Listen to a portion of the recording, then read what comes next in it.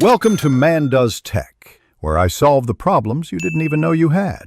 You'll start by confirming your device runs iOS 18. 2, and that Playground is installed.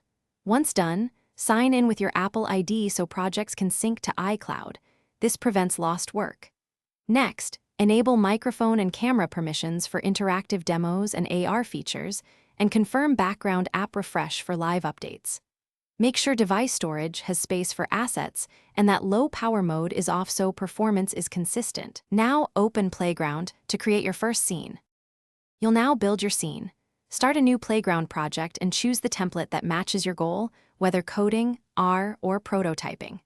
Once the editor opens, use the toolbar controls to run and stop code and the scene inspector to tweak lighting, physics, and camera angles.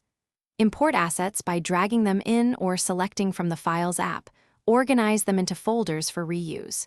As you iterate, test frequently, and use the record feature to capture demonstrations for review or sharing. To finish, optimize your project by reducing poly count and compressing textures so Playground runs smoothly on device. Once satisfied, export via iCloud, AirDrop, or share a packaged project for collaborators. Include a README and asset map. Make sure to test on the target device and confirm permissions persist.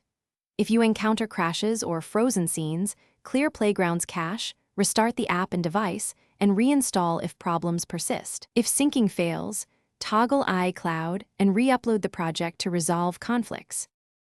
Thanks for watching. If you found this helpful, don't forget to like and subscribe.